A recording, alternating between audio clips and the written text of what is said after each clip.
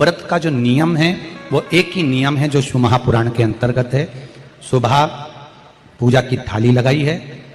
5 व्रतों का विधान है, छठा व्रत का विधान नहीं। कितने व्रत? 5।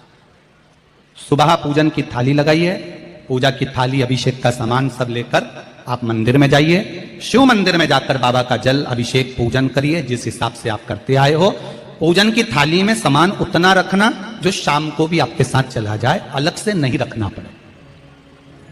अलग से केवल शाम को दिए रखो, जल रख लो थोड़ा सा, और बाकी का जो मिष्ठान आप तैयार करोगे बस वो, बाकी का चंदन नबीर गुलाल ये सब सुबह की थाली का रखिए, थोड़ा फल जो भी रख लो। सुबह पूजन करो बाबा का, निवेदन करो, घर आ जाओ, थाली को ढक कर रख दीजिए। शाम को जब जाओ कोई प्रसाद उतना ही बनाओ जितना भगवान के लिए बना रही है। ये नहीं कि खीर ज्यादा बना ली तो आधी हम यहां ले जाएं और आधी घर के लिए छोड़ दें, नहीं, उतना ही बनाओ जितना भगवान के लिए जाएगा, जिसमें से 3 हिस्से हों। एक पात्र में भरकर ले जाओ, दोने ले जाओ, कटोरी ले जाओ, प्लेट ले जाओ, जो तुम्हारी मर्जी पड़े, कागज ले जाओ, जो तुम्हारा मन पड़े वो ले जाओ। 6 दिए लेकर जाओ, बाबा के मंदिर में जाकर पूजन अर्चना करो। शाम को अभिषेक नहीं करना है, केवल छींटा देना है। थोड़ा सा जल जो बचा हुआ है उसमें से थोड़ा थोड़ा छींटा देकर, जल का थोड़ा सा छींटा देकर पूजन आदि कर कर, जैसी पूजन सुबह करी वैसे ही भाव से पूजन करो। 5 दिए थाली में से नीचे रख दो, 6वां दिया भी नीचे उतार दो थाली में से। 5 दिए लगाना जब प्रसाद के 3 हिस्से पूरे कर दो, प्रसाद के 3 हिस्से रख दो नीचे, फिर दिए लगा दो 5। एक दिया उठाकर जिसको जलाया नहीं है वापिस अपनी थाली में रख दो। 5 दिए प्रज्वलित कर कर बाबा को निवेदन कर दो, बाबा आज मेरा पहला पशुपति व्रत है, इसको स्वीकार करना। दिल से बाबा इस कार्य के लिए मैंने करा है, इसको स्वीकार कर लेना। बहुत सुना बाबा पशुपति व्रत में कर रही हूं, मैं भी पूर्व में ना जाने कितनी योनियां ली होंगी, कौन सा मैंने बेकार कर्म करा होगा जो आज मुझे दुख भोगना पड़ रहा है। इस दुख को आप मिटा सकते हो क्योंकि आपका नाम पशुपति नाथ है। आप इसको मिटाइए, विनय करो, बाबा से विनती करो। एक दिया, एक प्रसाद का हिस्सा थाली में लेकर आ जाओ, बाबा को निवेदन कर कर, बाकी का वहां छोड़कर एक दिया, एक प्रसाद का हिस्सा लेकर आ जाए। एक दिया, एक प्रसाद का हिस्सा लाए, घर के अंदर प्रवेश करते समय सीधे हाथ की ओर बैठकर, अपने घर की ओर मुख कर कर सीधे हाथ की ओर उस दिए को घर के बाहर प्रज्वलित कर दो। भगवान से विनती करो, भोलेनाथ आप मेरे घर में प्रवेश कर कर मेरा कार्य सिद्ध करें। बाबा को निवेदन कर कर अंदर जाइए। भोजन करने से पहले जो मीठा है, एक हिस्सा प्रसाद का है, उसको खा लीजिए। उस हिस्से में से किसी को नहीं देना, चाहे घर में बच्चे हों चाहे बड़े हों। उस प्रसाद का हिस्सा केवल तुमको खाना। पहले प्रसाद खाइए, उसके बाद में फिर भोजन करिए। एक समय फलाहार कर सकते हो, दूसरे समय भोजन कर सकते हो। इसमें जरूरी नहीं कि आपको मीठा ही खाना है। शाम का जो प्रसाद बनेगा वो मीठे का ही भोग लगेगा। सुबेरे आप आराम से नमकीन का भी फलाहार कर सकते हो, मीठे का भी फलाहार कर सकते हो। फलाहार के लिए कोई मना नहीं है, फलाहार आप कैसा भी कर सकते हो। पर भोजन जब करोगे, अन्न जब खाओगे, जब पहले भगवान का प्रसाद खा लो। 4 पशुपति व्रत पूर्ण हो। बीच में अगर कहीं रजस्वला धर्म आ गया, आपको पूजन नहीं करना है, घर में कोई सूतक सावड़ आ गया, या कोई व्रत फंस गया, एकादशी आ गई, या कोई व्रत आ गया, तीज आ गई, चतुर्थी आ गई, जिसका व्रत करते हुए आए हो, तो पशुपति व्रत उस दिन मत करो, फिर अगले सोमवार कर लेना। 3 हो गए, एक रह गया बीच का, उसको अगले में करो, वो चौथे में गिनती में आ जाए। 5वां छूट गया, कोई बात नहीं, 1 महीने बाद तो होगा, 8 दिन बाद तो होगा, 15 दिन बाद तो होगा, फिर उसको गिन लो, 5वां हो जाए। महाराज ऐसे 5वां व्रत जब आए, 5वें व्रत के दिन शाम को जब पूजन करने जाओ, एक श्रीफल, कुछ रुपए, 11 रुपए आदि जो भी है, नारियल पर रखकर बाबा को विनय कर कर, बाबा आज मेरा पशुपति व्रत पूर्ण हो रहा है, आपकी कृपा हो, मेरी झोली भरना बाबा, विनती करो। और वो श्रीफल रुपया रखकर 5 दिए लगाकर, एक दिया वापिस लेकर, एक हिस्सा प्रसाद का लाकर देहली पर अपने वही दिया लगाकर अंदर प्रवेश कर कर भोजन ग्रहण करो। बाबा को निवेदन कर लो। पशुपति व्रत का कोई उद्यापन नहीं है, पशुपति व्रत का एक ही उद्यापन है, जो श्रीफल और 11 रुपए आपने मंदिर में रखे हैं, वो उद्यापन के भाव से रखे हैं, भगवान को नमन कर कर रखे हैं। ये पशुपति व्रत। अब दुनिया के लोग इसको पशुपति व्रत को कहीं इतनी बत्ती लगा दो, तो इतनी बत्ती का दिया लगाओ, तो ऐसा करो, तो गलत। उसका नियम जो है वो एक ही, उस नियम के अलावा कोई नहीं। आप प्रेम से करो, स्नेह से करो, उसको दिल से विचारो, मन से विचारो। शंभो शरणे पड़ी, मांगू घड़ी रे घड़ी, दुख काटो दया करी निदर्शन। आप दिल से उसका स्मरण, ये पशुपति व्रत है। एक व्रत करने के बाद अगला जब व्रत करो तो थोड़ा रुक कर करना, एक साथ लगे लगाए व्रत ना करिएगा, थोड़ा रुक कर करिए, इंतजार करो 3 महीने का कि बाबा मेरी ऊपर कृपा जरूर करेगा। दिल से करा है तो वो दिल से देगा, झोली भर कर देगा, ये निश्चित है, उसका व्रत फल देता है। करना जरूरी नहीं है कि व्रत माताएं करेंगी, पुरुष कर सकता है, बच्चे कर सकते हैं, बूढ़े कर सकते हैं, बड़े कर सकते हैं, बेटा बेटी कर सकते हैं, नवयुवक बच्चे कर सकते हैं, पर दिल से करो उस पशुपति व्रत। कोई आपका दूसरा व्रत फंस गया है तो पशुपति व्रत को छोड़ दो उस दिन आपका जो व्रत है, एकादशी हो, चतुर्थी हो, तीज हो, छठ हो, उसको कर लो। नवरात्रे फंस गए, नवरात्रे कर लो, उसके बाद कर लेना पशुपति। जितने व्रत रहना है उस व्रत को बाद में महाराज शिव कृपा। व्रत एक ही मंदिर में करना, जिस मंदिर में पहला व्रत करा है उसी मंदिर में 5 व्रत करना। ये नहीं कि हम मायके में 2 व्रत करके आ गए और तीसरा व्रत हमने ससुराल में कर लिया। नहीं, 2 व्रत करके मायके से आ गई हो तो 3 व्रत भी मायके जाके ही करना। अगली बार ऐसे जाना कि सोमवार बीच में फंस जाए और तुम 1 व्रत करके आ जाओ। मायके में अगर व्रत कर रही हो तो अपनी पूजन का सामान अपने ही रुपए का होना चाहिए, मायके के पैसे का नहीं चाहिए।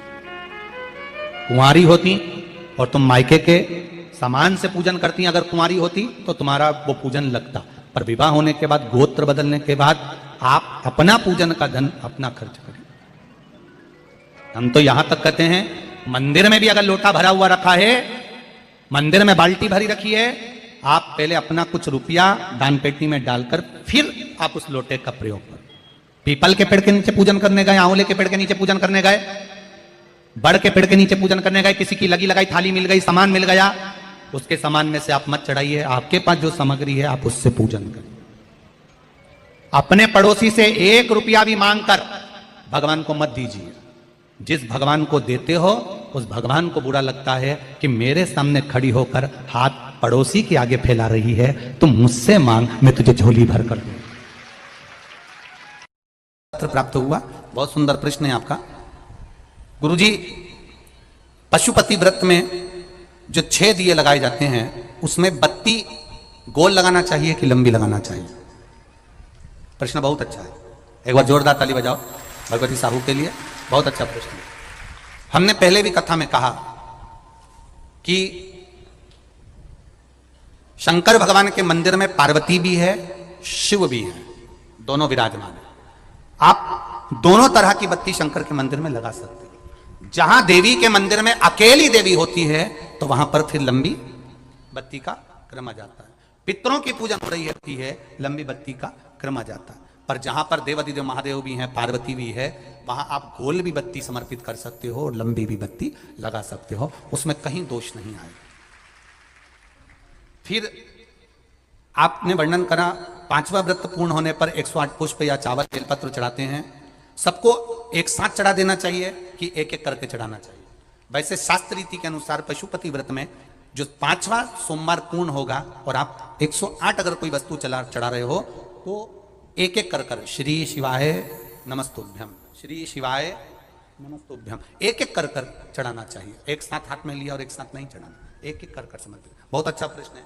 एक प्रश्न जो आपने किया था उसका उत्तर इस कथा में चल रहा है, नंदी वाला जो प्रश्न आपने तीसरा करा है उसका उत्तर इस कथा में चल रहा है कि आप कहते हो कि मंदिर से जाते समय नंदी के कानों में कहकर चले जाओ। बैठिए बैठिए बैठिए बैठिए। बहुत सुंदर प्रश्न है आपके, बहुत भाव से और आनंद से आपने करा और जनमानस के कल्याण के प्रश्न है। ये केवल आपके लिए नहीं है, ये सबके लिए इतने जोरदार प्रश्न है। जो गलती भी करते होंगे तो उसको सुधार सकते। आपने कहा कि नंदी के कानों में कहना चाहिए। लोग हंसते हैं, कहते हैं बताओ वो नंदी के कानों में भगवान को कहना चाहिए। वैसे तो हम आपको एक बात बताते हैं कि दुनिया के लोग किसी दूसरे धर्म की कभी हंसी नहीं उड़ाते। दुनिया के लोगों को दूसरे का धर्म अच्छा लगता है। दुनिया के लोग सबसे ज्यादा हंसी उड़ाते हैं तो हमारे सनातन धर्म की ही उड़ाते हैं, और खुद उड़ाते हैं, दूसरा उड़ाने वाला नहीं होता। दूर के ढोल हमें समझ में आते हैं, उसका धर्म हमें समझ में आ गया, उनका क्या है, ऐसा है, आओ कुछ नहीं, उनके धर्म में ऐसा है, कितना आनंद हमें दूसरे के धर्म में लग रहा है, और हमारा सनातन धर्म हमको बुरा लगता है, हमारे सनातन धर्म हमें बुरा लगने लगा। अरे भाई, लोग कहते हैं कि नंदी के कान में कहते हो, ये कोई हमारे पुराणों में या शास्त्रों में लिखा है? भगवती बहन साहू, आपको धन्यवाद देना चाहूंगा और एक बात कहना चाहूंगा, जितनी भी शिव महापुराण के अंतर्गत चाहे उपाय जो बताए जाते हैं कि बेलपत्री ऐसे चढ़ाना, काली मिर्च ऐसे चढ़ाना, चावल ऐसे चढ़ाना, धतूरा का क्या महत्व है, शमी के पत्ते का क्या महत्व है, बेलपत्री के पत्ते का क्या महत्व है, ये जितनी भी बातें बताई जाती हैं ये सब पुराण के अंतर्गत से बताई जाती है। अब दुनिया के लोग इसको चाहे टोटका कह दें, चाहे दुनिया के लोग इसे टोना कह दें, पर पुराण से हटकर कुछ नहीं। और आप लोगों को अगर बोला है कि नंदी के कान में कहकर भगवान शंकर के मन में बात पहुंचे, तो ये क्यों कहा, तो ये भी हमारी शिव महापुराण में लिखा है, जलंधर के चरित्र में। कोई आपसे कहे कि नंदी के कान में बोलने से क्या होता है, ये जलंधर का चरित्र कह रहा है। मां पार्वती जी का हस्त कमल पकड़कर जलंधर लेकर जाने लगा, वृंदा का पति लेकर जा रहा। वृंदा तो भगवान की भक्ति में लीन रहती थी, उसको तो जलंधर को सबसे ज्यादा तकलीफ थी नारायण से, पर शिव के पास आ गया, क्योंकि ईर्षा प्रवृत्ति, अभी कथा में कहा, कोई कोई ऐसा होता है जिसको तुमसे बेर नहीं होता तो भी अंदर से ईर्षा जाग जाती है, कोई कोई ऐसा होगा जिसको अंदर से ईर्षा जागती है, अपने आप अंदर से ईर्षा जागती है, उसका कोई बेर नहीं, और ईर्षा जाग गई, भीतर से ईर्षा जाग गई। ना आप उससे मिले हो, ना कभी वो आप उसके सामने बैठे हो। कई लोग किसी ना किसी की बुराई करते हैं तो हम लोग पूछ भी लेते हैं, क्यों साहब उनसे मिलकर आए हो क्या तुम? कभी नहीं मिल किया है, कभी उनका सामना हुआ नहीं हुआ, तो फिर बुराई क्यों कर रहा? एक ने कर दी थी इसलिए हमारे ध्यान में था तो हमने भी कर दी। लो, वो कुआं में डूब के मरेगा तो तू भी मरेगा का? नहीं।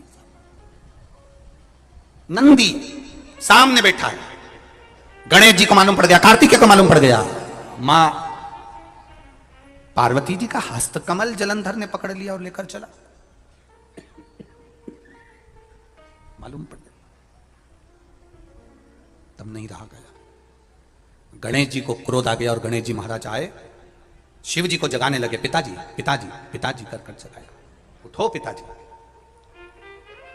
पिताजी उठिए,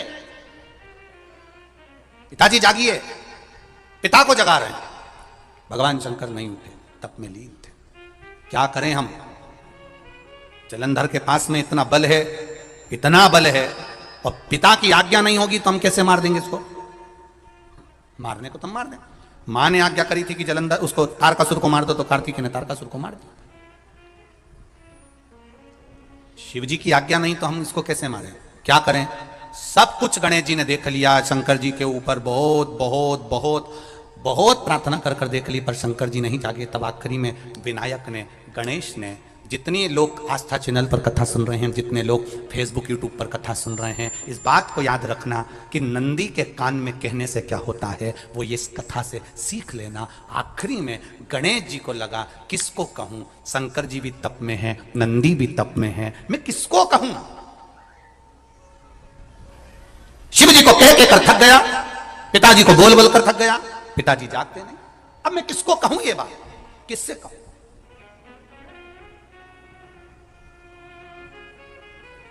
विनायक गए सीधे अब नंदी के पास में। नंदी भी तप में लीन थे, शंकर जी की ओर मुख था, शंकर जी की ओर मुख था।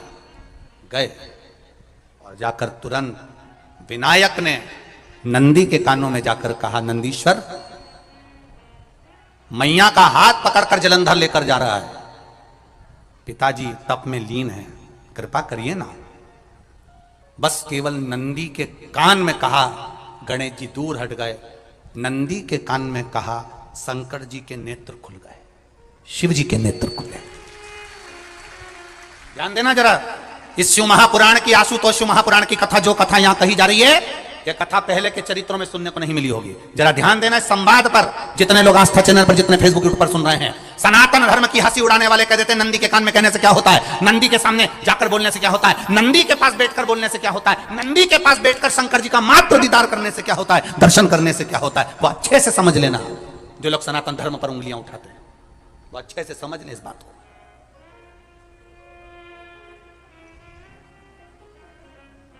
क्या होता है, नंदी तप में लीन, शिवजी तप में लीन, शिव नहीं उठ रहे, विनायक ने नंदी के कानों में जाकर कर दिया, नंदी के कान में जाकर कहा, नंदी के नेत्र नहीं खुले, नेत्र किसके खुले, जम के बोलो, महादेव के खुले, शिव जी के खुले।